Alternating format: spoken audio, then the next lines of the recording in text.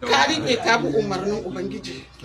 Idan ka zubar da hakkin Allah, ban da cutarwa, ka shayar da ita, ka ciyar da ita, ka ba ta sutura, ka ba ta hakkin auren da Allah ibaka. Shine me sunan manzon Allah. Ina so in jaddada miki, ki gyara ɗakin ki sa turare, ki abinci mai kyau, yaran taliya. To babu taliya, ba kullum ake cin taliya ba. Akwai tuwo, akwai burabisko,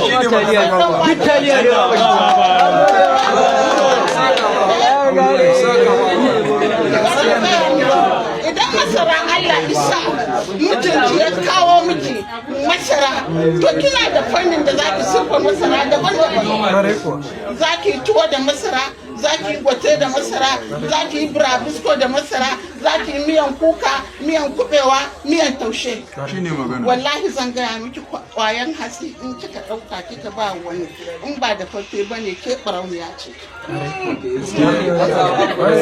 Kwaya ɗaya ki buɗe buhu ki ɗauki, kin ga za a kai ki da gara. Wallahi Baba ta ce ki buɗe idan ki buɗe idan ki. Guda ɗaya kika ɗauki taliya guda ɗaya, kika ba wata ƙawa ko uwar da ta haife ki, wallahi tallahi ke barauniya ce.